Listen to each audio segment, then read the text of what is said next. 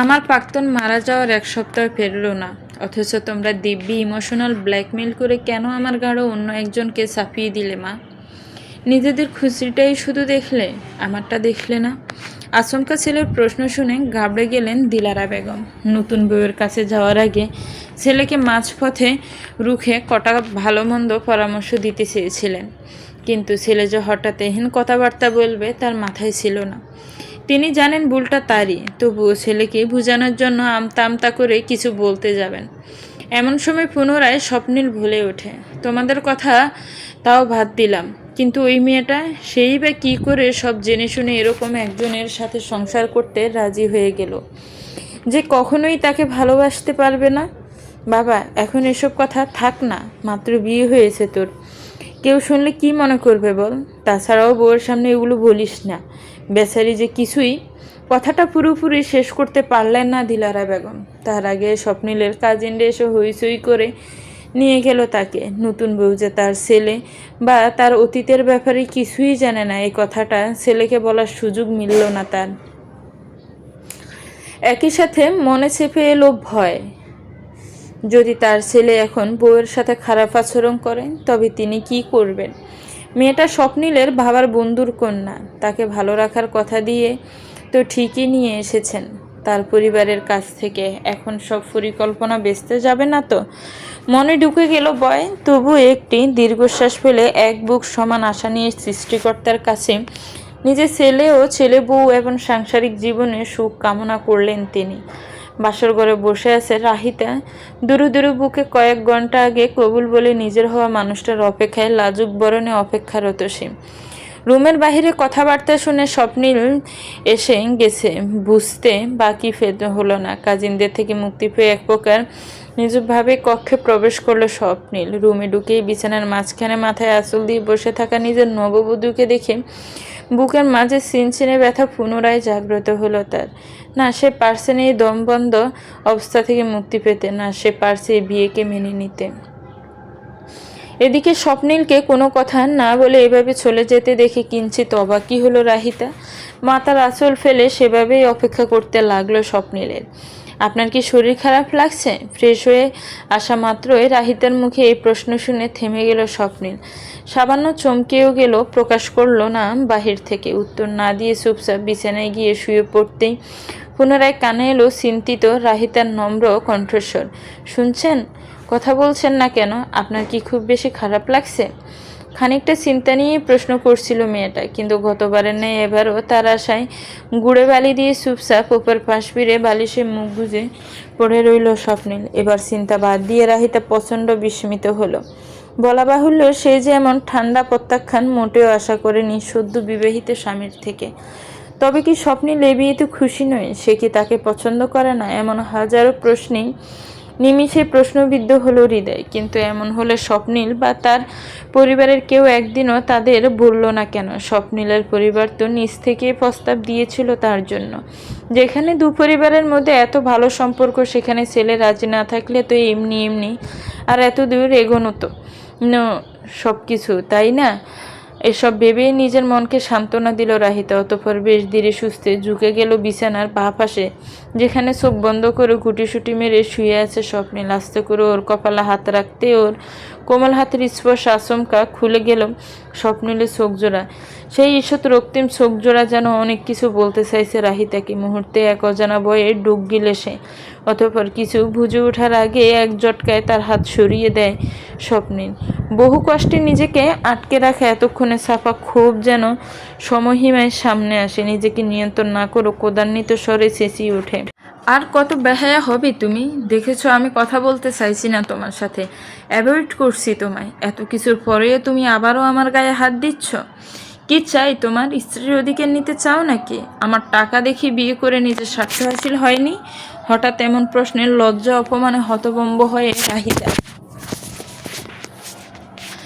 কোন স্বপ্নিলকে দেখছে সে? আজ পর্যন্ত তো কখনোই তাকে এভাবে কারোর সাথে কথা বলতে দেখেনি।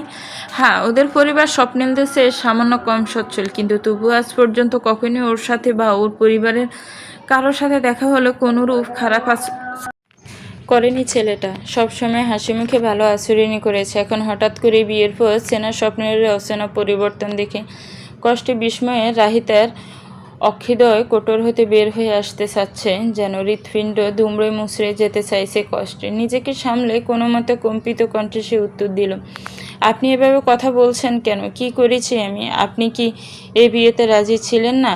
ওহ, তুমি মনে হয় জানতে না, তাই না? মাই গড, এত নিখুঁত অভিনয় কিভাবে করছো রাহিতা? তোমাকে তো এই মুহূর্তে অস্কার দিতে মন চাইছে আমার। তোমার মুখ দেখলে কেউ দেখলে বিশ্বাসই করবে না কারো অভিনয় এতটা বাস্তব হয়। তাচ্ছিল্যের হাসি হেসে বলল স্বপ্নিল। ওর কথায় রাহিতার বড় বড় আঁখি পড়ল, বর করে গড়িয়ে পড়ল দুফোঁটা অশ্রু। তবুও নিজেকে সামলে কিছুটা সময় নিয়ে তপ্ত সুরে পাল্টা প্রশ্ন করল সে, যদি বিয়েতে রাজি ছিলেনই না, তবে কেন এই বিয়ে করলেন স্বপ্নিল? আমার জীবনটা কি ছেলে খেলা মনে হয়েছিল আপনার কাছে? একটাবার কেন বললেন না আপনি আমায় পছন্দ করেন না, অথবা এই বিয়ে করবেন না? নিজেরাই সেদি বিয়ের প্রস্তাব দিয়ে নিজেই এভাবে বাসর রাতে অপমান করার তো কোনো মানে হয় না, তাই না? টাকা দিয়ে কথা বলে আমার উপর যখন প্রশ্ন তুললেনি, তখন নিজের এই রং বদলানো স্বভাবের কথা মনে পড়ল না? রাহিতার ব্যঙ্গাত্মক প্রশ্ন তাচ্ছিল্য এতক্ষণের জ্বলন্ত ক্ষোভে যেন গিয়ে পড়ল। মুহূর্তে এগিয়ে এসে রাহিতার দুবাহু ধরে দাঁতে দাঁত চেপে স্বপ্নিল চেঁচিয়ে বলল, তোমার কি মনে হয় আমি শখের বশে তোমায় বিয়ে করেছি? যদি এমনটা ভেবে থাকো তবে ভুল ধারণা এখনই মাথায় থেকে বের করে দাও, কারণ আমি তোমাকে পছন্দ করি না। তোমায় বিয়ে করলেও কখনো ভালোবাসতে পারবো না, কারণ আমি আমার মনে অলরেডি একজনকে দিয়ে ফেলেছি। সেখান থেকে ফিরে আসা সম্ভব নয়। তোমাকে এই বিষয়ে আমি আগেই বলতে চেয়েছিলাম, বিয়েটা ভাঙতেও চেয়েছি, কিন্তু নেহাতি মায়ের মুখের দিকে তাকিয়ে বিয়ে করতে বাধ্য হয়েছি। নিজের শত কষ্ট হোক, তবু মা বলে কথা, তার কথার বিরুদ্ধে যাওয়ার স্পর্ধা আমার নেই। কিছুক্ষণ পর থেমে বলে, তুমি শুধু আমার নামের স্ত্রী, নিজেকে এর বেশি কিছুই ভাবার প্রয়োজন নেই, বুঝেছ? জোরে হুবাহুব চেপে ধরায় হাতে ব্যথা অনুভব করছিল রাহিতা। চোখ বন্ধ থাকা অবস্থায় স্বপ্নের কথা শুনে হাত সরানোর জন্য ছটফট করতে থাকা রাহিতার চোখ বেয়ে আরেক ফোঁটা অশ্রু গড়িয়ে পড়ে। এতক্ষণ ক্রোধের বসে থাকলেও হঠাৎ সেই বন্ধ চোখের টলমলে স্বচ্ছ অশ্রুজল দেখে স্বপ্নিলের ভেতর কি যেন হয়। হুট করে তার বন্ধন নিচ থেকে হালকা হয়ে যায়। স্বপ্নের হাত ছেড়ে দেওয়ায় হাত ছেড়ে বাঁচে রাহিতা। হাতের যন্ত্রণা থেকে মুক্তি পেলেও মনের যন্ত্রণা থামানো দায়। এই যেন সময়ের সাথে সাথে পাল্লা দিয়ে বেড়ে যাচ্ছে ক্ষণে ক্ষণে। রাহিতাকে ছেড়ে দিয়ে দুহাতে নিজের মাথা চেপে ধরে স্বপ্নিল। গার সমান ছাটা চুলগুলো খামছে ধরে নিজেকে সামলানোর ব্যর্থ চেষ্টা করে যেন। একদিকে নিজের ক্ষত বিক্ষত মন, অন্যদিকে মায়ের চাপ, দুটো সামলাতেই বিগত 7 দিন হিমশিম খাচ্ছিল সে। তার মধ্যে এখন কোত্থেকে যেন রাহিতে এসে জুড়ে বসলো কপালে। জীবন কোথায় নিয়ে যাচ্ছে তাকে, কি হবে তার? সব মিলিয়ে ওর নিজেকে উন্মাদ উন্মাদ মনে হচ্ছে। রাহিতা চুপচাপ বসে বসে দেখছিল স্বপ্নিলের কাণ্ড কারখানা। স্তব্ধ হলেও শান্ত মাথায় ভাবছিল তার জীবনের পরিণতির কথা। ঠান্ডা মাথায় ভেবেচিন্তে হুট করেই বিছানা থেকে নেমে গেল সে। দরজা খোলার শব্দ হওয়ায় বৃদ্ধ চোখ জোড়া খুলে সেদিকে দৃষ্টি নিক্ষেপ করে স্বপ্নিল। দরজার কাছে রাহিতাকে দেখে সে নিজেও বিছানা থেকে উঠে দাঁড়ায়। তবে দরজা খুলে বাহিরে বের হওয়ার জন্য পা এগিয়েছিল রাহিতা। বেরোনোর এক মুহূর্তে স্বপ্নিলের বরাট গলার প্রশ্নে সে থমকে দাঁড়ায়। কোথায় যাচ্ছ? স্বপ্নিলকে এগিয়ে এসে প্রশ্ন করতে দেখে কিছুটা অবাক হলো রাহিতা। মাথা ঘামায় না। যেভাবে বেরিয়েছিল সেভাবেই যেতে যেতে বলে, যার কারণে আজ আপনার আমার দুজনের জীবনের এই অসম পরিণতি, তার কাছেই যাই। বনিতা করো না, তুমি তো সব জেনে শুনেই বিয়ে করেছিলে না? তাহলে আবার হঠাৎ এ সময় মায়ের কাছে যাচ্ছ কেন? আমায় বিয়ে করার আগে এটা মাথায় ছিল না? ফুঁসে উঠে বলে সে। তার কথায় চোখে পানি নিয়ে তাচ্ছিল্যের হাসি হাসে রাহিতা। হাত দিয়ে চোখ মুছে ব্যঙ্গাত্মকভাবেই বলে, আপনি যেমনটা ভাবছেন সব সময় যে সেটাই সত্যি হবে এমন কোনো কারণ নেই মিস্টার স্বপ্নিল আহমেদ। আমি আমার দিক থেকে একটাও মিথ্যা কথা বলিনি। আমি যদি জানতাম আপনার এই বিয়ে নিয়ে মতামত, তবে বিশ্বাস করুন আমি জীবনেও আপনার জীবনে আসতাম না। এখন যিনি আমায় আপনার জীবনে এনেছেন তার থেকেই তো জবাবটা নিতে হবে, তাই না?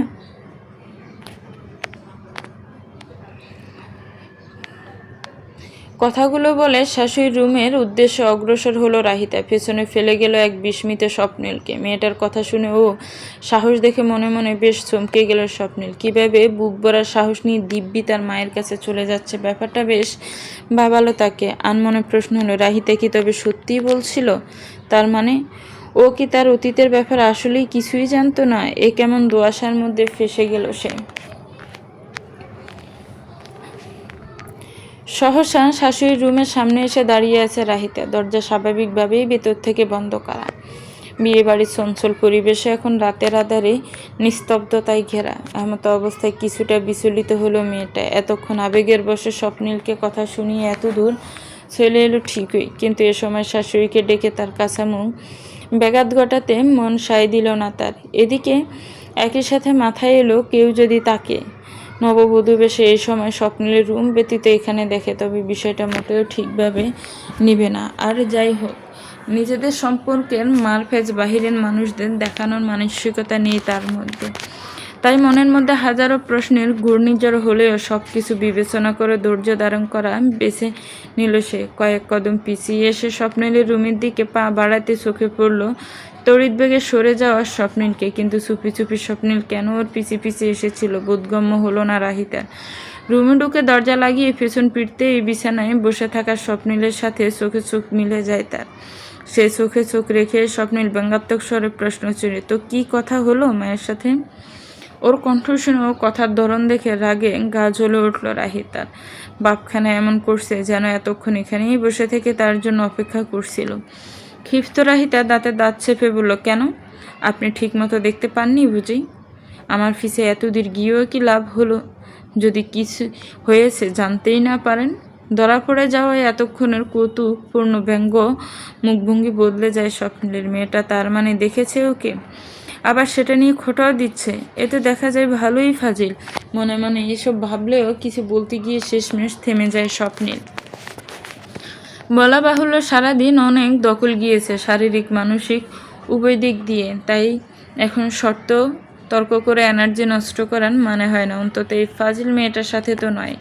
মনে মনে বিছানায় শরীর ছেড়ে দিয়ে চোখ বন্ধ করল সে। স্বপ্নের ঘুমোতে একটি দীর্ঘশ্বাস পেলে লাগেজ থেকে ড্রেস বের করে ফ্রেশ হতে চলে গেল রাহিতা। অতঃপর ক্লান্ত শরীরে বিছানায় শুয়ে পড়ল তার পাশে। সারাদিনের ব্যস্ততা শেষে একটা ঘুম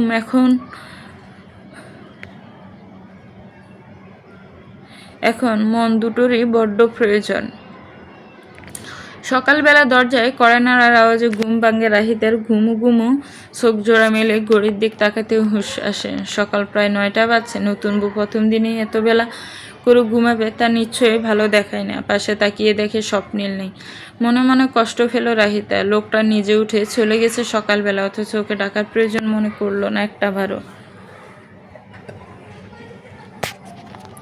কি এমন হতো ওকে ডেকে দিলে? কি তো পরক্ষণে তার মনে হলো যে ছেলেটা তাকে এখনো মন থেকে বউ হিসেবে স্বীকার করেই না। সে কেন চেঁচে পড়ে তার সাথে কথা বলবে? স্বপ্নিলের কথা ভাবতে কাল রাতের কথোপকথন পুনরায় মাথা ছাড়া দিয়ে উঠল রাহিতা। তবুও সেগুলোকে মনের মধ্যে চাপা দিয়েই দরজার কাছে গেল সে। দরজা খুলতেই চোখে পড়ল এক হাস্যোজ্জ্বল মেয়েকে, যে স্বপ্নিলের চাচাতো ভাইয়ের বউ সাইমা। কাল বিয়েতে তার সাথে পরিচয় হয়েছে রাহিতার। তাকে দেখে রাহিতারও মুখে হাসি টেনে বলল, সরি ভাবি, উঠতে একটু লেট হলো। সবাই উঠে গেছে না? কখন এত বেলা হয়েছে আমি টেরই পাইনি। আরে কোনো সমস্যা নেই পাগলি, বিয়ের প্রথম প্রথম এমন হয়। আমরাও তো সেই সময় পার করে এসেছি নাকি? বুঝতে পারছি তোমার অবস্থা।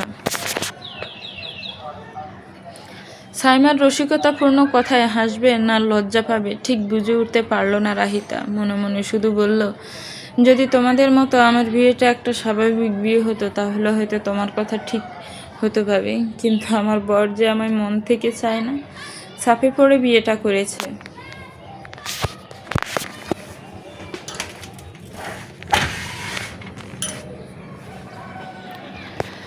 কি গো, কি ভাবছো মনে মনে? আমার দেবরের কথা নাকি? সাইমার ডাকে মনে চিন্তা ভাবনা থেকে বেরিয়ে আসে রাহিতা।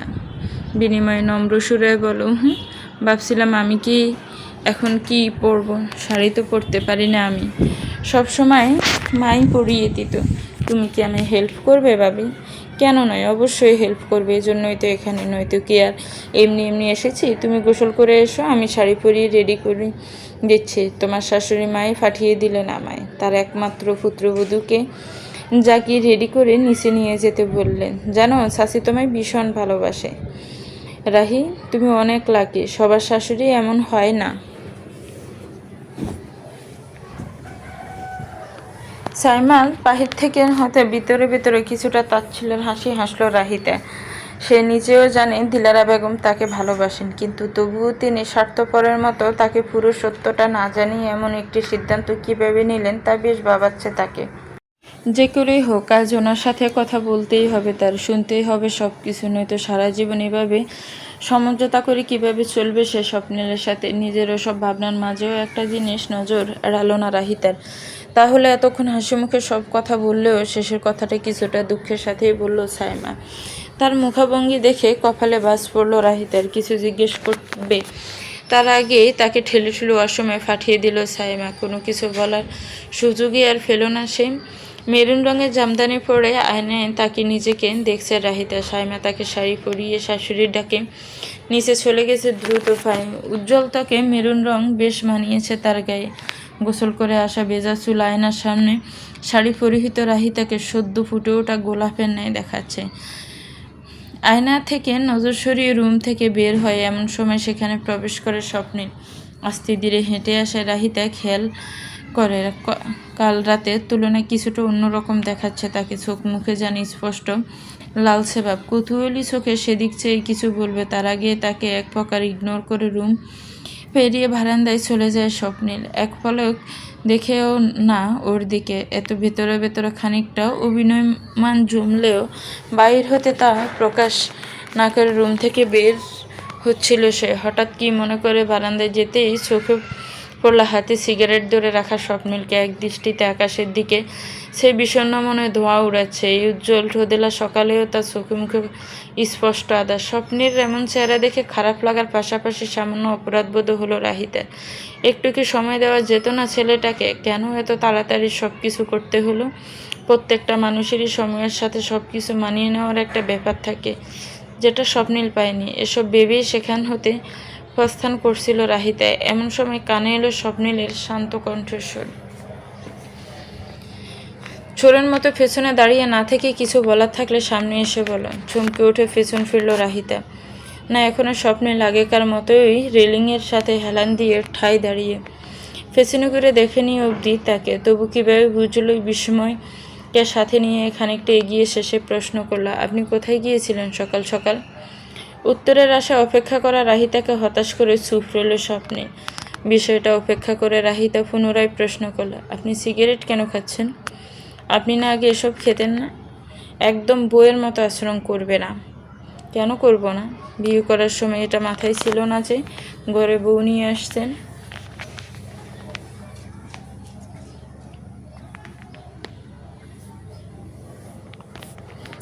এবার স্বপ্নিলের উত্তর না পাওয়ায় রাগ হলো রাহিতার। কয়েক কদম এগিয়ে তেজি হস্তে সিগারেটটি কেড়ে নিল ওর হাত থেকে। অতঃপর তার নিচে ফেলে দিতে উদ্যত হতেই তার হাত ধরে ফেলল স্বপ্নিল। ফেসুবল ফরুশালে হাতে নিমিষে এঁটে গেল তার ক্ষুদ্রকার হাতটি। রেলিংয়ের গা ঘেঁষে দাঁড়িয়ে থাকা রাহিতায় বেশ কিছুটা জোর খাটিয়ে হাত সরানোর চেষ্টা করেও ব্যর্থ হলো স্বপ্নিলের শক্তির কাছে। অতঃপর স্বপ্নিল এখনও নীরব থাকায় বিরক্তিকর কণ্ঠে সে বলে উঠল, কী সমস্যা আপনার? ছাড়ুন হাত। ফেলে দিব আমি এটা। ওকে, ছাড়ছি হাত। বলে আচমকা হাত ছাড়তে অপ্রস্তুত ভঙ্গিতে পেছন দিকে ঝুঁকে যায় রাহিতা। ফলশ্রুতিতে গ্রিলহীন বারান্দা হতে পড়ে যেতে ধরে সে। চোখ মুখ কুঁচকে এক বিকট চিৎকার দেওয়ার প্রস্তুতি নিতেই পুনরায় তার হাত আঁকড়ে ধরে স্বপ্নিল। শক্ত মুঠে রাহিতার হাত পেঁচিয়ে ওকে আরও খানিকটা পেছনে ঝুঁকিয়ে শীতল কণ্ঠে বলে, ফেলে দিই তোমাকে এবার, কি বলো? ভয়ে বাকরুদ্ধ রাহিতা চোখ মেলতে অক্ষিদয় মিলিত হলো স্বপ্নিলের ঈষতা লালচে চোখ জোড়ার সাথে, যে চোখের বাসা পড়তে ব্যর্থ হলো সে। রাহিতা চুপ থাকতে দেখে স্বপ্নিল হাতের বাঁধন খানিকটা জাঁকিয়ে করে ঠান্ডা গলায় আবারও বলল, চুপ কেন? এবার বলো, ফেলে দেই তোমায়? ভয়ে চোখ মুখ কুচকে দৃঢ় কণ্ঠে রাহিতা জবাব দিল, যদি পারেন ফেলে দিন। তুমি কি মনে করেছ আমার মধ্যে সাহস নেই? আমি চ্যালেঞ্জ করছো তুমি? দেখাতে হবে তোমায়। ওকে দেন, গুড বাই মিসেস রাহিতা। তীর্যক হেসে গট গট করে কথাগুলো বলে হাতের বন্ধন ডিল করে দিল স্বপ্নিল। এতক্ষণে মনের মাঝে সাহস নিয়ে ঝুঁকে থাকা রাহিতার যেন শ্বাস আটকে গেল কণ্ঠনালীতে। তবে কি স্বপ্নিল সত্যিই ওকে নিচে ফেলে দিবে? শান্ত পরিবেশ নিচ্ছুপ ভাঙ্গিতে পেছনে ঝুঁকে আতঙ্কিত মুখে স্বপ্নের চোখের দিকে চেয়ে আছে রাহিতা, যে চোখে স্পষ্ট শূন্যতা বিরাজমান। হুট করে স্বপ্নিল হাত ছেড়ে ছেড়ে দেওয়ায় ভয়ে চোখ মুখ কুচকে ফেল রাহিতা। এই বুঝে পড়ে যাবে মনে হতেই তৎক্ষণাৎ পুনরায় হাত চেপে ধরে স্বপ্নিল। অতঃপর চোখ খোলার আগে হ্যাঁচ কাটানে আচমকা তার বুকে এসে পড়ে রাহিতা। সব কিছু এতটাই আকস্মিকভাবে ঘটল যে ভয়ে বিস্ময় স্তম্ভিত হয়ে আছে মেয়েটা। অপরদিকে স্বপ্নিলকে এত কাছে থেকে অনুভব করতে পারে এক অন্যরকম অনুভূতিতে বশীভূত হয়ে তার মন। স্বপ্নিলের বুকে মাথা রেখে সেভাবে তার হৃদস্পন্দন শোনার চেষ্টা করছিল সে। এরই মাঝে তাকে বুক থেকে সরিয়ে দেয় স্বপ্নিল। দু হাতে বাহু চেপে ধরে সামান্য দূরত্ব সৃষ্টি করে দুজনের মাঝে। কেমন লাগলো? রসিকতামূলক প্রশ্ন করতে সরু চোখে অপর পাশ ফিরে রাহিতা। তাকে ভয় দেখানোর প্রচেষ্টায় সফল হওয়ার এবার যে মজা নিবে স্বপ্নিল তা বেশ বুঝছে সে। রাহিতার চুপ দেখে স্বপ্নিল পুনরায় তার বাহু জাকিয়ে প্রশ্ন করে, খুব ভয় পেয়েছিলে? স্বীকার করতেই পারো, আমি মাইন্ড করব না। দূর, আপনি একটা খুব বাজে লোক। বিরক্তিকর কণ্ঠে কথাটা বলে স্বপ্নিলের থেকে নিজ হাত ছাড়িয়ে তাকে ঈষৎ ধাক্কা দিয়ে সরিয়ে বারান্দা থেকে চলে যেতে যেতে বলল রাহিতা। পেছন ফিরলে যে দেখতে পেত স্বপ্নিলের ঠোঁটের কোণে এক অস্ফুট সূক্ষ্ম হাসি। নিচে নামতে শাশুড়ি ও অন্যান্য আত্মীয়দের মুখোমুখি হলো রাহিতা। সবাই যেন ওর জন্যই অপেক্ষা করছিল। সেভাবে হাসলো ওকে দেখে। বিনিময়ে সে ইতস্ত হেসে সকলের মাঝে গিয়ে বসলো। শুরু হলো নতুন বউকে দেখে প্রশংসা করলো সবাই। একই সাথে তাকে খেপানো থেকে শুরু করে বিভিন্ন রকম হাসি ঠাট্টা গল্পের ফসরা জমে গেল আসর। বলা বাহুল্য স্বপ্নিলের বাবা মারা গেছেন। ওর একটা একাদশে পড়ুয়া ছোট বোন আছে। পড়ালেখার ফাট চুকোনোর আগে তার বাবা মারা যাওয়ায় ভার্সিটি উঠান শুরু থেকে তার বাবার রেখে যাওয়া ব্যবসায় হাত দিতে হয় তাকে। অল্প সময়ের দায়িত্বের বোঝা গাড়ি চেপে যাওয়ায় বাধ্য হয়ে একা হাতে যতটুকু পেরেছে বেশ ভালোভাবে সব দিক সামলে রেখেছে সে। এসব নিয়েই কথা হচ্ছিল বেশিরভাগ আলোচনা স্বপ্নিলকে ঘিরে। তার কি পছন্দ অপছন্দ এসব রাহিতাকে জানানোর উদ্দেশ্যে যে তার শাশুড়ি করছে বুঝতে বাকি রইল না তার। একই সাথে রাহিতা এটাও বুঝলো এত দ্রুত বাবাকে হারানোর পর থেকে মায়ের প্রতি এক আলাদা দুর্বলতা আছে স্বপ্নিলের। আর হয়তো সে কারণেই নিজের মনের ক্ষত শুকানোর আগে সে মায়ের কথাই এই বিয়ে করতে রাজি হয়। আত্মীয়দের সাথে আলাপ আলোচনা শেষে রান্নাঘরে প্রবেশ করতে শাশুড়িকে সে জিজ্ঞেস করে, সরি আন্টি, উঠতে দেরি হয়েছে, আপনার হেল্পও করতে পারলাম না সকালবেলা রান্নায়। ঠিক আছে, তবে তোমাকে এক শর্তে ক্ষমা করতে পারি, কিছুটা গম্ভীর মুখে বললেন দিলারা বেগম। শাশুড়ির এমন আচরণে কিছুটা অবাক হলো রাহিতা, তবুও স্বাভাবিক মুখে বলল, কী শর্ত আন্টি? আমায় বলুন। আমি এখানে কারো আন্টি না, আমাকে এখন থেকে মা বলে ডাকলে তবেই মাফ করব, বুঝেছো বোমা? হেসে কথাগুলো বলেন দিলারা বেগম। শাশুড়ি হাসি দেখে হেসে ফেলে রাহিতাও। তিনি যে ওর সাথে মজা করছিলেন এতক্ষণে বুঝে এলো তার। হাসতে হাসতেই দিলারা বেগম বললেন, রান্না করতে পারিস না রাহি? জি মা, পারি টুকটাক। বেশ, আমার স্বপ্নিল কিন্তু বেশ ভোজরসিক। ওকে দেখে খুব একটা বোঝা যায় না, কিন্তু খাবার খেতে অনেক পছন্দ করে আমার ছেলেটা। তুই বুঝতে পারছিস তো আমি কি বলছি? শাশুড়ির কথায় কী জবাব দিবে ভেবে পাই না রাহিতা, তবুও মাথা নিচু করে হাসিচোখ মাথা নাড়ে সে। কিছুক্ষণ নীরবতার পর দিলারা বেগম বলেন, আজ বিকেলে সবাই চলে যাওয়ার পর আমার রুমে আসবি কেমন? কিছু কথা বলার ছিল তোকে। ওনার কথায় মাথা তুলে তাকায় রাহিতা। অবশেষে তিনি নিজে থেকে সব খুলে বলতে চাইছেন, তবে ওকে জানার সুযোগ পেয়ে সেও সায় জানিয়ে বলে দেয় সে আসবে। তারও যে স্বপ্নিলের সম্পর্কে অনেক কিছু জানা বাকি। নিজের ভাবনার মাঝে সে শুনতে পেল দিলারা বেগমের আরেকটি প্রশ্ন, স্বপ্নিল তোকে কাল রাতে কিছু বলেছে? মানে? যদিও রাহিতা জানে তিনি কি প্রসঙ্গে কথা বলছেন, তবুও অবুঝের মতো প্রশ্ন করে পুরোটা শোনার জন্য। ওর প্রশ্নে ইতস্ত ভাবে দিলারা বেগম বলেন, মানে ও কি তোর সাথে কোনো ধরনের খারাপ ব্যবহার করেছে বা এমন কিছু বলেছেন যাতে তুই কষ্ট পেয়েছিস? যদি করে থাকে আমায় বলতে পারিস, আমি নিজে ওর খবর নেব। রাহিতা মনে হলে একবার ভুলে দিক কাল রাতের স্বপ্নিলের অদ্ভুত আচরণের কথা। তাকে স্ত্রী হিসেবে মানবে না, কোনোদিন ভালোবাসবে না, এসব বলার কথা। কিন্তু তবুও অজানা এক কারণে সে সংযম করল নিজেকে। আগে সব কিছু শাশুড়ির থেকে জানতে হবে, তবে সে কোনো কিছু ভাববে। তাই মুখভঙ্গি স্বাভাবিক করে মলিন হেসে বলল, না মা, তেমন কিছুই হয়নি। আসলে আমরা খুব বেশি টায়ার্ড ছিলাম তো, তাই দুজনেই ঘুমিয়ে পড়েছি দ্রুত। কেন, কিছু হয়েছে নাকি মা? রাহিতার কথা এতক্ষণ চেপে রাখা শ্বাস ছাড়লেন দিলারা বেগম। স্বপ্নিল যে রাহিতার সাথে কোনো খারাপ আচরণ করেনি ভেবে খুশি হলেন তিনি। যাক, তার ছেলে নিজেকে সামলে নিতে শিখেছে, এখন রাহিতাকে মেনে নিলেই হয়, মনে মনে প্রার্থনা করলেন উনি। হাসি মুখে বললেন, আরে না, আমি তো এমনি বলছিলাম, বয়স হয়ে গেছে তো, কখন কি বলি ঠিক নেই। তুই এখন বাহিরে যা, তোর কাকি শাশুড়িদের কাছে যা, আমিও আসছি। অতঃপর একটি দীর্ঘশ্বাস ফেলে মাথা নাড়িয়ে রান্নাঘর থেকে বের হয়ে আসে রাহিতা। বের হতেই পথিমধ্যে দেখা হয় স্বপ্নিলের সাথে। ওর দিকে অদ্ভুত দৃষ্টিতে তাকিয়ে আছে সে। এ দৃষ্টি সম্পূর্ণ ব্যতিক্রম, কোমল দৃষ্টি, যেন কোনো কারণে ওর কাছে কৃতজ্ঞ সে। স্বপ্নিলকে এভাবে দাঁড়িয়ে থাকতে দেখে কিছুটা চমকে উঠেই চোখের ইশারা রাহিতে জিজ্ঞেস করে, কি? স্বপ্নিল উত্তর দেয় না। কিছুক্ষণ ওর চোখের সেভাবে চেয়ে থেকেই হঠাৎ ধরা পড়া চোরের ন্যায় এদিক সেদিক তাকিয়ে উসখুস করে কেটে পড়ে রাহিতের সামনে থেকে। হঠাৎ করে কি এমন হলো তার? ওর যাওয়ার পানে সে রাহিতা ভাবে। সকাল গড়িয়ে দুপুর হলো, দুপুর গড়িয়ে বিকেল। বিকেল হতেই এক এক করে মেহমান চলে যেতে লাগলো নিজ নিজ গন্তব্যে। সম্পিলও বাহিরে চলে গেছে। ওর আসতে আসতে রাত হবে। বাসা ফাঁকা পেয়ে এ সুযোগে শাশুড়ির রুমে চলে গেল রাহিতা। সকাল থেকেই যে এই মুহূর্তে তার অপেক্ষা করছিল সে, তাই তো সময় পেতেই এক মুহূর্তে বিলম্ব করেনি। অপরদিকে দিলারা বেগমও যেন ওর আগমনের জন্যই প্রস্তুত ছিলেন। রাহিতা রুমে ঢুকতেই ইশারায় তার পাশে বসার ইঙ্গিত দিলেন তিনি। ওর মাথায় হাত রেখে বেশ শান্ত গলায় বললেন, দেখো মা, এখন হয়তো আমি তোকে যা বলবো শুনলে তুই কষ্ট পাবি, মনে মনে আমাকে ভালো মন্দও বলতে পারিস, সেটা আমি কিছু বলবো না তোকে। কিন্তু আমার মনে হয় তোদের সম্পর্ক পুরোপুরি শুরু হওয়ার আগে তোকে স্বপ্নিলের সম্পর্কে সব কিছু জানানো দরকার, তাই তোকে এখানে ডাকা। এই বুড়ো মায়ের কথা শুনবি তো? টিপ টিপ করতে থাকা হৃদয় নিয়ে ওনার দিকে চেয়ে রইল রাহিতা। এক অদ্ভুত উত্তেজনার ক্ষণে ক্ষণে শিউরে উঠছে সে। কি এমন হয়েছিল স্বপ্নিলের অতীতে? কেই বা ও সবসময় এইরকম মনমরা হয়ে থাকে? আজকে যে অবশেষে সব কিছুর কারণ জানতে পারবে সে। রাহিতাকে পাশে বসে একটি দীর্ঘশ্বাস ফেলে স্বপ্নিলের অতীত সম্পর্কে বলা শুরু করলেন দিলারা বেগম। শুরু করলেন ছেলের জীবনের বৃত্তান্ত।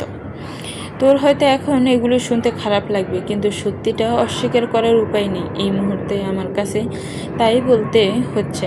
আসলে স্বপ্নিলের জীবনে তোর আসার আগে একজন ছিল যাকেও ভীষণ ভালোবাসত। মেয়েটার নাম ছিল আনিকা। সম্পর্কে আমার এক বোনের মেয়ে, স্বপ্নিলের কাজিন। ওদের দুজনের মধ্যে দীর্ঘ 3 বছরের প্রেমের সম্পর্ক ছিল। শুরুতে আত্মীয়দের মধ্যে আমরা এই বিয়ে মেনে নিতে না চাইলেও পরে স্বপ্নিলের জোরাজুরিতে দুই পরিবার মেনে নিতে এক প্রকার বাধ্য হয়।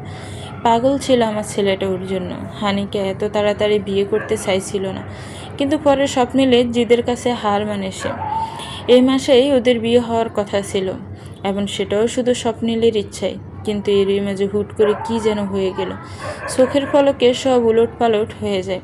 এই মাসের শুরু থেকে আনিকা আচমকা ভীষণ অসুস্থ হয়ে পড়ে। তারপর হুট করে মেয়েটা মারা যায়। ভাগ্নির মৃত্যুর কথা বলতে যে এতক্ষণ ধরে রাখা অশ্রুকে আর চাপিয়ে রাখতে পারেননি দিলারা বেগম। আসলে মুখ ডেকে অশ্রু লুকোতে ব্যস্ত হয়ে পড়লেন। অপরদিকে রাহিতে এসব শুনে স্তব্ধ হয়ে শুনে গেল শুধু। এই মুহূর্তে কী ধরনের রিয়েকশন দিবে ভেবে উঠতে পারছে না সে। চুপচাপ বুকের বাঁ পাশের এক অদ্ভুত চিনচিনে ব্যথা উপলব্ধি করলো শুধু। সে তো কালকে স্বপ্নিলের কাছে শুনেতে তার প্রাক্তন ছিল, তবু এ জানা বিষয় শুনে আবার কেন এত কষ্ট হচ্ছে ওর। স্বপ্নিল অন্য একজনকে পাওয়া উত্তরটা সে জানে না। হয়তো স্বপ্নিলকে মন থেকে নিজ স্বামীরূপে মেনে নেওয়ায় তার জীবন অন্য কারো উপস্থিতির কথা শুনতেও কষ্ট হচ্ছে। একটি দীর্ঘশ্বাস ফেলে ভাবে রাহিতা। কিছুক্ষণ পর নীরবতা ভেঙে করুণ কণ্ঠে প্রশ্ন করে, আপনি যখন সব জানতেনই তখন কেন আমাকে ওনার জীবনে নিয়ে এলেন মা? যেখানে উনি নিজেই আমাকে ছাড়নি তার জীবনে, সেখানে আপনার কারণে এভাবে আমার সাথে একটা অনিশ্চিত সম্পর্কে বেঁধে আছেন তিনি। আমার খুব কষ্ট হয় যখন দেখি তিনি মুখ ফুটে কাউকে কিছু বলতে পারেন না, মনের কষ্টগুলো ভেতরেই চাপা রাখেন। আমি জানি রে মা, সব দোষ এখানে আমার। আমি তোকেও তোর পরিবারকে অন্ধকারে রেখেছি। নিজ ছেলের জীবনে নতুন করে আশার আলো দেখার জন্য তোর থেকে কথা লুকিয়ে তোর সাথে অন্যায় করেছি। স্বার্থপরের মতো এই কাজ করার জন্য আমি লজ্জিত, কিন্তু বিশ্বাস কর, আমার কাছে ওই মুহূর্তে আর কিছুই মাথায় আসেনি।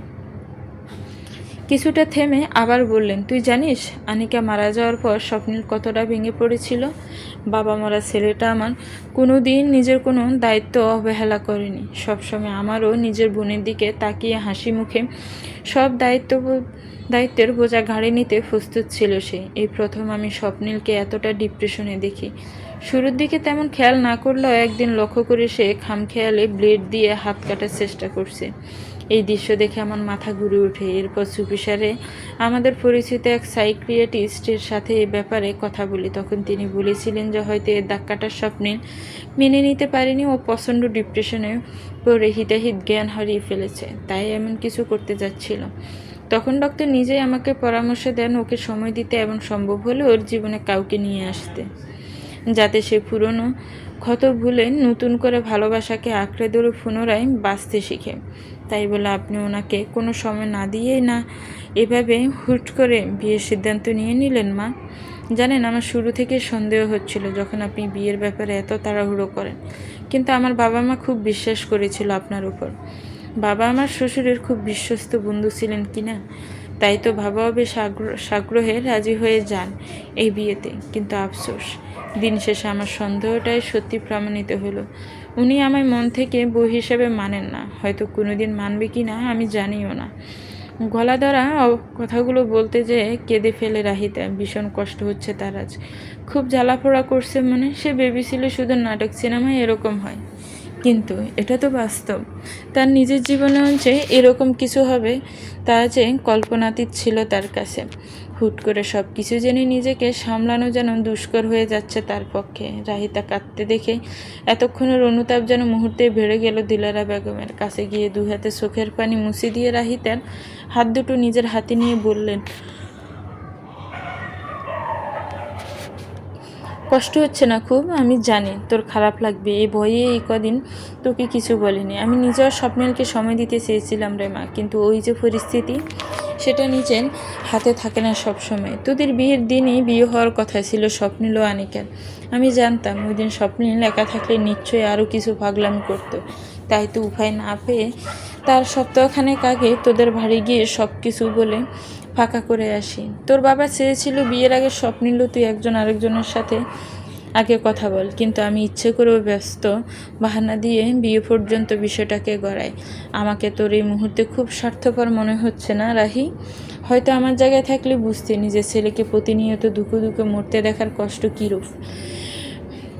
বেআইনদের কিছু বলিস না রে মা, আমার তাদের সামনে দাঁড়াতেও ভীষণ লজ্জা লাগে। স্বপ্নিল আমায় বারবার বলেছিল সব কিছু জানিয়ে তারপর বিয়ে ঠিক করতে, কারণ ও জানতো এমন করলে হয়তো তোর মা বাবা এই বিয়েতে রাজি হতো না। কিন্তু আমি তা করিনি। সবার অগোচরে নিজের ছেলের অন্ধকার জীবন আলোকিত করতে আমি তাদের মেয়েকে অন্ধকারে ঠেলে দিয়েছি, এটা কোনো মা বাবাই মানবেন না। শাশুড়ির কথায় তাচ্ছিল্য বর করে রাহিতার মনে। এই জন্যই হয়তো স্বপ্নিল ভেবেছিল সে সব জেনে শুনে তাকে বিয়ে করেছে, আর এই কারণেই তাকে লোভী বলেছিল কাল। সাথে সাথে বিষণ্ণ মনে চেপে ধরে আফসোস তার ভাগ্যের ওপর। হতাশ মনে সে প্রশ্ন করে নিজেকে, কেন আমার সাথে এমন হলো? আমি তো সত্যিই তাকে ভালোবেসেছিলাম। যদি তাকে আমারই হতো তবে নিয়তি কেন তার জীবনে আমার আগে অন্য কাউকে এনেছিল? মনের প্রশ্ন মনেই থেকে যায়, কোনো উত্তর মিলে না তার। শাশুড়ির প্রশ্নে রাহিতা গমগমে গলায় প্রশ্ন তুলে, আর যদি উনি আমাকে কোনোদিনও ভালো না বাসেন, আমায় মন থেকে মেনে না নেন, তবে কি হবে মা? আমার জীবনটা কি নষ্ট হবে না? রাহিতার এমন কণ্ঠ শুনে অজানা ভয়ে ঈষৎ কেঁপে ওঠেন দিলারা বেগম। তাই তো, এ কথা তো তিনি ভেবে দেখেননি। আবেগের বশে ছেলের জীবনে মেয়েটাকে আনলেন তো ঠিকই, কিন্তু এই সম্পর্কের শেষ পরিণতি কি হবে সে সম্পর্ক তো কেউ নিশ্চিতভাবে বলতে পারবেন না। জিভ দিয়ে শুষ্ক ঠোঁট ভিজিয়ে আচমকা রাহিতাকে প্রশ্ন করেন, কিন্তু তুই তো ভালোবাসিস স্বপ্নিলকে। হঠাৎ শাশুড়ির মুখে এমন প্রশ্ন শুনে চমকে ওঠে রাহিতা। বড় বড় অক্ষিদয় ফিটফিটিয়ে কিছু বলার আগেই দিলারা বেগম পুনরায় বলেন, ভাবছিস আমি কিভাবে জানি তাই তো? অপ্রস্তুতভাবে শাশুড়ির মুখের দিক তাকাতে তার চাহনি দেখে দিলারা বেগম মৃদু হেসে বলেন, মনে আছেন একদিন আমি একই তোদের বাড়িতে যাই, বরাবর স্বপ্নিল আমায় নিয়ে গেল। ওই দিন আমি একা গিয়েছিলাম। সেদিন আমি তোকে লক্ষ্য করি, সবার মাঝে থাকলেও তোর চোখ বারবার দরজার দিকে যাচ্ছিল। এক মনে খুঁজে যাচ্ছিলি স্বপ্নিলকে। সে সময় তোকে দেখে মনে মনে আফসোস করেছিলাম যে কেন আমার ছেলে সিঙ্গেল হলো না। তোকে বরাবর ছেলের বউ করার ইচ্ছে ছিল তোর শ্বশুরের, কিন্তু আমার ছেলেটাই অন্য একজনকে মন দিয়ে বসেছিল, তাই আমাদের কিছু করার ছিল না। এজন্য তোর ব্যাপারটা আমি তখনই মাথায় থেকে বাদ দিই। কিন্তু পরে আনিকা যাওয়ার পর যখন আমি ভাবছিলাম স্বপ্নিলের এই অবস্থায় কি করা যায়, তখন হঠাৎ তোর কথা মাথায় আসে, হয়তো ওকে অন্য কারোর সাথে বিয়ে দেওয়া যেত। আমার যোগ্য ছেলের জন্য মেয়ে পাওয়া খুব একটা কঠিন হতো না, কিন্তু ওরা সব কিছু জানার পর ওকে মন থেকে ভালোবাসতে পারতো না তোর মতো। আমি জানতাম তুই ওকে আগে থেকেই পছন্দ করিস, ওর জন্য তোর ভালোবাসা তোর চোখে ভাসত। আর ভালোবাসার মানুষের সাথে বিয়ে করতে কে না চাইবে, এজন্যই আমি জানতাম তুই এই বিয়েতে রাজি হবি। বাকি থাকলো স্বপ্নিলের কথা, ওকে আমি নিজের মতো করে বিয়ের জন্য মানিয়ে নিই। আমার মনে হয়েছিল স্বপ্নিলে শূন্য ছাড়া জীবনে পুনরায় ভালোবাসা আসলেই সে আবার আগের কার নেই হয়ে যাবে। আমার বিশ্বাস একদিন তোদের সুখের সংসার হবে। আমি প্রতিটি মোনাজাতে এটাই প্রার্থনা করি, যাতে আমার ছেলে তোকে ভালোবাসে, তোর সংস্পর্শে নতুন করে বাঁচতে শিখে। ওনার কথা চুপচাপ মনোযোগ দিয়ে শুনল রাহিতা, তবে কোনোরূপ অনুভূতি প্রকাশ করতে সক্ষম হলো না। তার স্থবির হয়ে যাওয়া মন মস্তিষ্ক রাহিতাকে নীরব দেখে মনের ভার হালকা হলো না দিলারা বেগমের। কিছু একটা ভেবে জোরে এক শ্বাস ফেললেন তিনি, অতঃপর শীতল কণ্ঠে রাহিতার উদ্দেশ্য বললেন, দেখ রাহি, স্বপ্নিল খারাপ ছেলে না, এটা তুই নিজেও জানিস। ও কাল রাগের বশে তোকে কিছু বলে থাকলে ওকে একটু ঠান্ডা হতে দে, দেখবি তোর সব দায়িত্ব স্বেচ্ছায় নেবে, তোর আদর যত্নের কমতি হতে দেবে না। শুধু দরকার একটুখানি সময়। আমি যে সময়টা না দিয়েই ওকে বিয়ে দিয়েছি সে সময়টা তুই ওকে দে। আমি জানি তুই নিরাশ হবি না। আর একটা কথা, তোর পাশাপাশি আমিও লক্ষ্য রাখবো স্বপ্নিলের উপর। যদি আমার কখনো মনে হয় স্বপ্নিলের আচরণে পরিবর্তন আসেনি, সে তোকে মেনে নিতে চাইছে না বা তোর সাথে খারাপ আচরণ করছে, তবে তুই চাইলে আমি স্বেচ্ছায় তোকে ওর থেকে আলাদা হওয়ার সুযোগ দিব। তোর বাবা মার সব অভিযোগ মাথা পেতে মেনে নেব, তবুও তুই এখন অন্তত তাদের কিছু বলিস না মা, আমার অনুরোধ। শাশুড়ির মুখে এমন কথায় থম মেরে বসে থাকে রাহিতা। শুধু অদ্ভুত হাহাকার ও দীর্ঘশ্বাস সাশ্রয় পড়ে হৃদয়ে। কাল সকাল পর্যন্ত তার জীবনটা কত রঙিন ছিল, আর আজ এমন পরিণতি। জীবন নামক স্রোত হুট করে মানুষকে কই থেকে কই ভাসিয়ে নিয়ে যায় কেউ বলতে পারে না। শাশুড়ির কথায় মাথা নাড়িয়ে ওনার থেকে অনুমতি নিয়ে রুম ত্যাগ করে সে। আপাতত তার প্রচণ্ড মাথা ব্যথা করছে, অত্যাধিক চিন্তায় নিয়রণে জ্বর উঠেছে যেন হঠাৎ করে। রাহিতার যখন ঘুম ভাঙল তখন বাজে 11টা। এতক্ষণ হয়তো বাসার সবাই খেয়ে দিয়ে ঘুমিয়েও গেছে। সবাই বলতে রাহিতার শাশুড়ি ও ননদ স্বামীরা। রাহিতা ডিনার করবে না, আগে ভাগে বলে দেওয়ায় তাকে ঘুম থেকে ডাকতে আসেনি কেউ। রুমে আশেপাশে তাকিয়ে দেখে স্বপ্নিল নেই, এত রাতেও ফিরেনি। কেন অবাক হয়ে ভাবে সে। বিছানা থেকে উঠেই এসব ভাবতে ভাবতে পা বাড়ালো রুম থেকে বের হওয়ার জন্য। এমন সময় বারান্দা থেকে আসা উটকো গন্ধে সন্ধিত পায়ে এদিকে সেদিকে যায় রাহিতা। আদা ভেজানো দরজা পুরোপুরি খুলে বারান্দায় প্রবেশ করতেই দৃষ্টিগোচর হয় সিগারেট খাওয়া স্বপ্নিলকে। ছাদের দিকে মুখ করে একের পর এক ধোঁয়া উড়াচ্ছে সে। বিরক্তিতে মুখ কুঁচকে আসে রাহিতার। লোকটাকে বারণ করেছিল এসব সাইফাস খেতে, সে তবুও তার কথা শুনে না। পরক্ষণেই ভাবল হয়তো বউ বলে মন থেকে মানে না দেখেই তার কথার গুরুত্ব দেয় না। এসব ভেবে তাচ্ছিল্যের সাথে স্বপ্নিলের পাশে গিয়ে চুপচাপ দাঁড়ালো রাহিতা। কখন এসেছেন? কিছু জিজ্ঞেস করেছি, বলার প্রয়োজন মনে করছি না। ওফ। আশাহতভাবে কথাটা বলে অভিমানী চোখে স্বপ্নিলের দিকে তাকালো সে। সে জানে পাশে দাঁড়ানো মানুষটা তার অভিমানের কদর দিবে না, তবুও কেন যে সে নিজে থেকে তার খোঁজ খবর নিতে যায় রাহিতা নিজেও জানে না। হয়তো ভালোবাসে বলেই তাই। নির্বিকার সিগারেট শেষ টান দিয়ে হাত থেকে তা ফেলে দেওয়ার আগে আনমনেই একরাশ পাশে দাঁড়ানো রাহিতার দিকে চোখ গেল স্বপ্নিলের। চোখ সরিয়ে নিতে যেও এক অদ্ভুত দৈবলতে চোখ ফিরিয়ে নিতে সক্ষম হলো না সে। অভিমানী চোখে আকাশের বুকে জেগে থাকা ছাদের দিক তাকিয়ে আছে রাহিতা। অক্ষিকোটর খানিকটা টলমল করছে পানিতে। আচ্ছা, সেও কি তার মতো আকাশের সাথে নিজের দুঃখের কথা বলছে, ছাদের কাছে অভিযোগ করছে? প্রশ্ন জাগে স্বপ্নের মনে। এমন প্রশ্নটা জাগতেই এক অদ্ভুত অনুভূতি জাগে তার মনে। হঠাৎ করে স্বপ্নের খানিকটা অপরাধ বোধ হয় রাহিতার সাথে এমন নির্লিপ্ত ব্যবহার করার জন্য। হাতে রাখা সিগারেটটা নিচে ফেলে সেও আকাশের দিকে তাকায়। গম্ভীর আকাশের দিক তাকিয়ে গম্ভীর মুখে সে নিজেও ভাবতে থাকে রাহিতার কথা। মেয়েটার তো কোনো দোষ নেই এখানে। বাসায় আসার পর তার মা ডেকেছিল রুমে, জানিয়েছেন তার অতীতের ব্যাপারে রাহিতা ও তার পরিবারের অজ্ঞতার কথা। মায়ের মুখে এসব শুনে বেশ অবাক হয়েছিল সে। নিজের অজান্তে মেয়েটাকে কী সব বলেছে, কাল কষ্ট দিয়ে ফেলেছে। একবার ভেবেছিল সরি বলবে, কিন্তু পরক্ষণে কী যে ভেবে নিজের সদ ইচ্ছেকে সূক্ষ্মভাবে দমন করেছে। রাহিতা ঘুমিয়ে থাকে, সে বারান্দায় এসে এক মনে এসব ভাবতে ভাবতেই সিগারেটে ফুঁকছিল। রাহিতার প্রতিও তার রাগ জন্মায়। মেয়েটাকে আগে থেকেই চিনে সে, মুখে কখনো না বললে স্বপ্নিল জানে রাহিতা বেশ ভালো একটা মেয়ে। সে একটা সুন্দর লাইফ ডিজার্ভ করে, কিন্তু এসবের পরেও সে কেন রাজি হলো তাকে বিয়ে করতে? যদিও সে জানতো না কিছু, তবুও কেন কোনো কারণে মানা করলেই তো পারতো। তবে অন্য কারোর সাথে একটা সুখের জীবন পেত সে। এসব বাবার মাঝে সেখানে প্রবেশ করে রাহিতা, এবং তাকে দেখে মনের রাগ মাথা ছাড়া দিয়ে উঠে বিদায় তাকে ইগনোর করছিল স্বপ্নিল।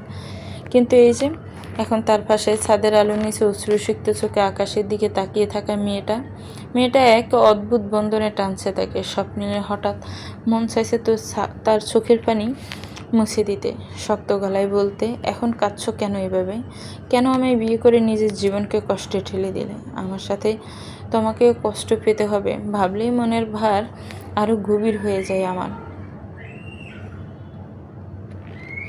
কিন্তু মুখ ফুটে সে এসবের কিছুই বলতে পারল না। পুনরায় আকাশের দিক তাকিয়ে গলা ছেড়ে বলল, কথায় কথায় চোখ দিয়ে পানি বের করবে না। তোমার চোখের পানি মুছে দেওয়ার জন্য কেউ বসে নেই এখানে। বন্ধুর বাড়ি গিয়েছিলাম, তাই আসতে লেট হয়েছে। এসব বউদের মতো গোয়েন্দাগিরি স্বভাব বাদ দাও, বুঝেছ? হঠাৎ স্বপ্নিলের কথায় পাশ ফিরে রাহিতা।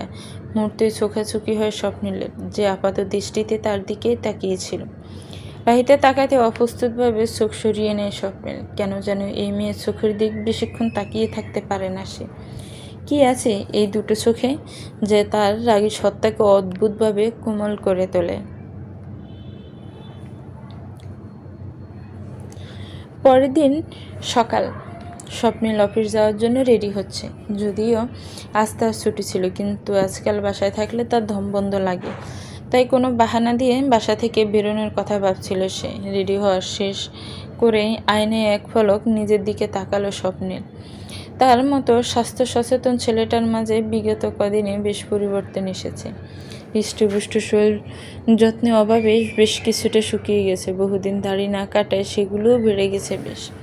আবার এক হাতে ব্যবসা সামলানো সে এভাবে দেবদাস হয়ে ঘুরছিল। তাতে ওর পিছে অফিসের অবস্থানও যে খুব একটা ভালো সেটাও বলার মতো না। সব মিলিয়ে কয়েকদিনের মাঝে বিস্তর পার্থক্য এসেছে ওর জীবনে। তবে এই পার্থক্য ভালোর নয়, নিজের জন্য না হলেও নিজের পরিবারের জন্য, মা ও বোনের জন্য হলেও তার নিজেকে ভালো রাখতে হবে। আয়নে এসে নিজ মনে এসব ভাবছিল স্বপ্নিল। হঠাৎ রুমের দরজা খোলার শব্দ কানে এলে পারফিউম লাগাতে লাগাতে সেদিকে তাকায় সে।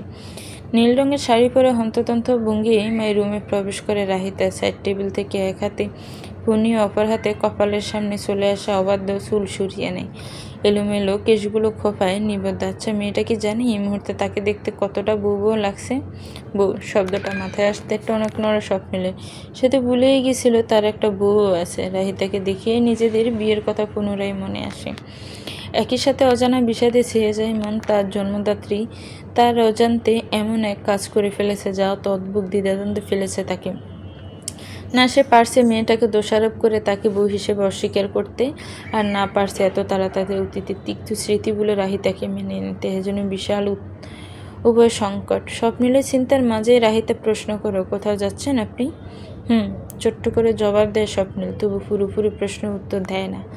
একবার ভেবেছিল জবাব দিও না, কিন্তু পরের মুহূর্তে কাল রাতে মেয়েটার সে অশ্রুসিক্ত চোখ জোড়ার কথা মনে হয় নিজের মন পরিবর্তন করে সে। এতে অবশ্য নিজের উপর খানিকটা অবাকও হয় বটে। এই যে এখনও সে সরাসরি রাহিতের দিকে তাকাতে পারছে না, কেননা মেয়েটার চোখে মুখে এক অদৃশ্য মায়া আছে, যা কীভাবে যেন স্বপ্নের রাগকে দমন করে, যেটা কাল রাতেই প্রথমবার উপলব্ধি করেছে সে। তাই তো আর কোনো রিস্ক নিতে চায় না স্বপ্নিল। এখন তার মতে মেয়ে মানেই মরিচিকে প্রথম ভালোবাসবে, তারপর একসাথে দুজনের বেঁচে থাকার আশা দেখাবে, অথবা শেষ মুহূর্তে এসে ছেড়ে চলে যাবে। তাচ্ছিল্য ভরে ভাবে সে। একই সাথে রাহিতাকে আর চোখে দেখে আর কিছু শোনার আগেই রুম ত্যাগ করে স্বপ্নিল। নিচে নামতে টেবিলে বসতে মা ও বোনের সাথে দেখা হয় স্বপ্নিলের। ছোট বোন সামিরা কলেজে যাওয়ার আগে ব্রেকফাস্ট করছিল, ভাইকে দেখে মিষ্টি হাসি উপহার দিয়ে বলে, গুড মর্নিং ভাইয়া, অফিস যাচ্ছ নাকি তুমি? হ্যাঁ। ও মা, তা কেন? বিয়ের পর বউকে রেখে এত তাড়াতাড়ি কেউ অফিসে যায়?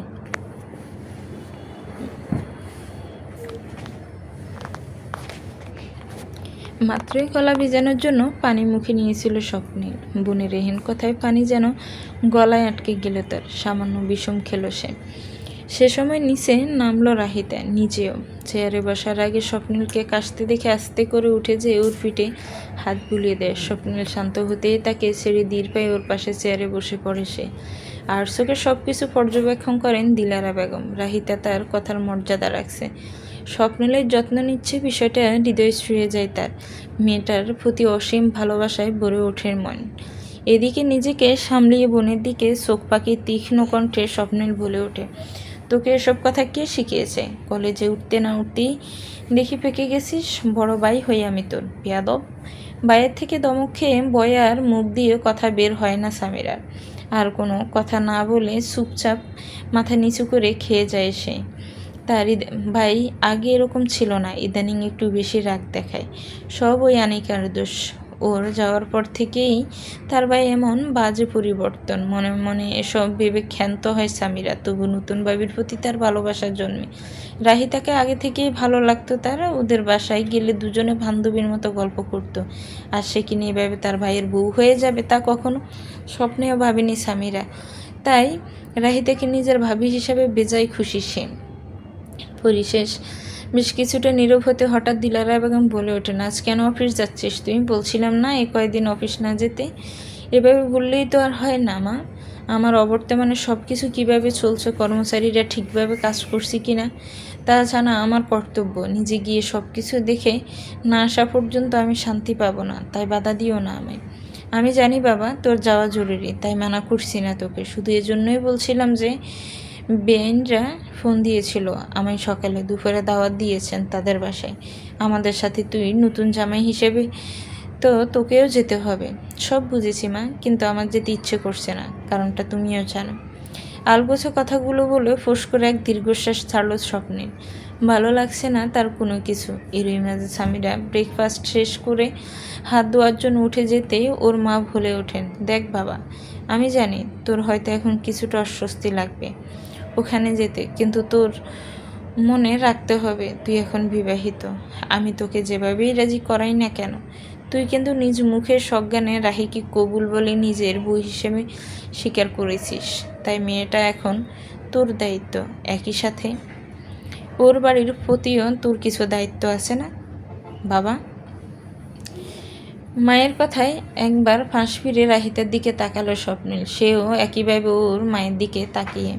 এরই মাঝে দিলারা বেগম একটা কথা বারবার মাথায় ঘুরপাক খেতে লাগলো স্বপ্নিলের, তুই নিজ মুখে সজ্ঞান ওকে নিজের বউ রূপে কবুল করেছিস, এটা অস্বীকার করার উপায় নেই। কি এমন ছিল সে কথায় কে জানে। আনমনে মাথা নাড়িয়ে শাশুর বাড়ি যাওয়ার জন্য রাজি হয়ে গেল স্বপ্নিল। মাকে জিজ্ঞেস করলো কখন যেতে হবে।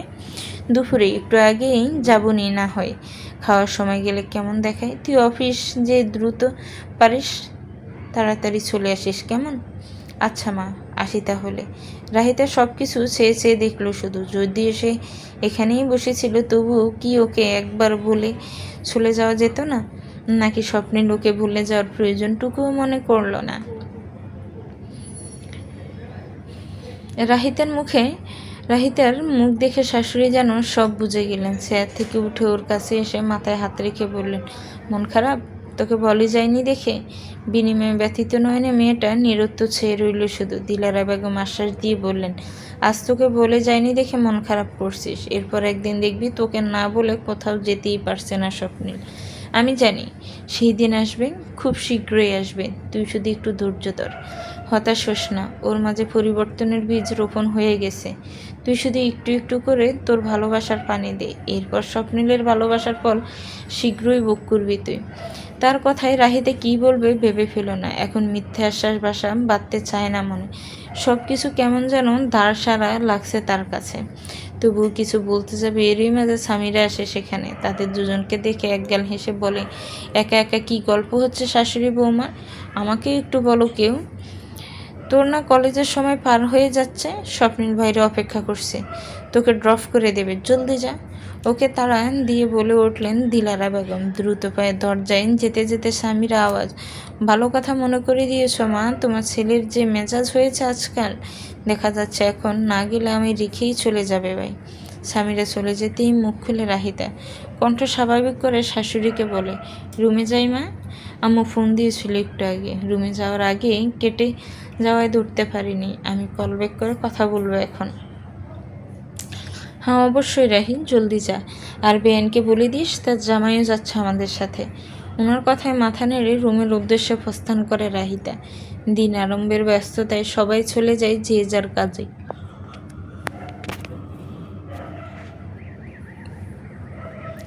আয়নার সামনে দাঁড়িয়ে শাড়ির কুচি ঠিক করছিল রাহিতা। পিছনে বিরক্ত হয়ে দাঁড়িয়ে আছে স্বপ্নিল। না মেয়েটা নিজে জলদি রেডি হচ্ছে, না আয়নার সামনে থেকে সরে ওকে রেডি হতে দিচ্ছে। কিন্তু রাহিতা যে চাইলেও তাড়াতাড়ি করতে পারছে না, সেটা স্বপ্নিলকে বুঝাবে কে?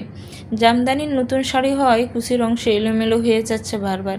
এদিকে ওদের বের হওয়ার সময় হয়ে এলো বটে। অতিষ্ঠ হয়ে শেষমেশ স্বপ্নিল বাহু টেনে ওকে সরিয়ে দিল। ড্রেসিং টেবিলের সামনে থেকে হঠাৎ এমনটা হয় দুঃখ ফেল রাহিতা। একে তো কুচি ঠিক করতে পারছে না, তার মধ্যে না দেখে সে কীভাবে শাড়ি পরবে এখন। চোখে মুখে আদার নামিয়ে শাশুড়ির রুমের দিকে যেতে ধরতেই তার পথ রুখে দাঁড়ায় স্বপ্নিল। এতক্ষণে চোখ তুলে ওর দিকে তাকাতে সে চুপচাপ নিচে বসে পড়ে হাঁটু গেড়ে। যতক্ষণ বিস্ময়ের রেশ কাটিয়ে উঠছিল ততক্ষণে স্বপ্নিলের আওয়াজে হুঁশ ফিরে আসে ওর। ভালো করে ধরে থাকো কুচি, নড়বে না একদম। গলায় আটকে যাওয়া শ্বাসরোধ করে কোনো মতে হাতে কুচি ধরে দাঁড়িয়েছিল রাহিতা। স্বপ্নিল মনোযোগ দিয়ে ওর শাড়ির কুচি ঠিক করে দিচ্ছে। এই বিস্ময়ের যেন রেশ কাটিয়ে উঠতেই পারছে না সে। এখন যে কেউ এলে স্বপ্নিলকে দেখলে ভাববে ওদের মাঝে স্বাভাবিক সম্পর্ক বিদ্যমান। এই মুহূর্তে স্বপ্নিলকে নিজের অজান্তেই পুরোদস্ত স্বামীর মতো আচরণ করছে তা সে কি জানে? নিজের ভাবনায় নিজেই শিউরে উঠে রাহিতা। খানিক বাদে ওর ভাবনা চিন্তার মাঝে কাজ শেষ করে ওর হাতের কুচি ঠিকভাবে দড়িয়ে দিয়ে স্বপ্নিল বলল, এটুকু কাজ ঠিকমতো করতে পারো না? নিজেরও তো সময় নষ্ট করলে, সাথে আমারও। ভালোভাবে শাড়ি পরতে না পারলে মায়ের কাছে যেতে। আয়নার সামনে দাঁড়িয়ে ঢং করছিলে কেন? মেয়ে মানুষ মানেই বেজান, যত সব। গটগট করে এসব কথা বলে এক মনে আয়নায় তাকিয়ে ব্রাশ দিয়ে নিজের চুল আঁচড়াতে লাগলো স্বপ্নিল। ওর কথাবার্তা এতক্ষণে কিছুটা স্বাভাবিক হয়েছে রাহিতা। জিভ দিয়ে শুকনো ঠোঁট ভিজে আচমকা বলে উঠল, শুনুন, একটা কথা বলার ছিল। আয়নায় তাকিয়ে একদিনই নিজ কাজ করতে করতে জবাব দিল স্বপ্নিল কোনো রূপ ভনিতা ছাড়াই। রাহিতা বলল, আমার বাবা মার সামনে আমার সাথে স্বাভাবিক আচরণ করবেন প্লিজ। এমন কিছু বলবেন না যেন তাদের মনে হয় আমাদের মাঝে স্বামী স্ত্রীর স্বাভাবিক সম্পর্ক নেই। এই অনুরোধটা রাখবেন প্লিজ। আচমকা রাহিতার এমন প্রশ্ন পিছন ঘুরে স্বপ্নিল এভাবে অদ্ভুত দৃষ্টিতে তাকিয়ে থাকে। কিছুটা অস্বস্তিতে পড়ে মেয়েটা, কিন্তু ও পুনরায় কিছু বলার আগে পাঞ্জাবির বোতাম লাগাতে লাগাতে স্বপ্নিলের উত্তর, তুমি না বললেও আমি ওখানে যেয়ে এমন কিছু বলতাম না। তাদের সাথে ভালো আচরণই করতাম, কারণ তাদের তো কোনো দোষ নেই এখানে। তারা তো কিছুই জানেই না, তাই এটা আমায় বলা প্রয়োজন নেই। এইটুকু কমন সেন্স আছে আমার মাঝে, বুঝেছ? স্বপ্নিলের কথা মনে মনে স্বস্তি পেল। একটি কথা শুনে প্রশ্ন না করে পারে না সে। মুখ ফসকে অবশেষে বলেই ফেলে, তাহলে তো আমার ক্ষেত্রেও বিষয়টা একই রকম, তাই না? আমিও তো কিছুই জানতাম না, আমারও তো কোনো দেশ নেই। তবে কেন আমার সাথে আপনার এত ঠান্ডা আচরণ? মাত্র পাঞ্জাবের বোতাম লাগানো শেষ করতে এহেন প্রশ্নের সম্মুখীন হয়ে কিছুটা থমকে যায় স্বপ্নিল। এক দৃষ্টিতে চেয়ে থাকে ওর সামনে দাঁড়িয়ে থাকা ছলছলে চোখের রাহিতার দিকে।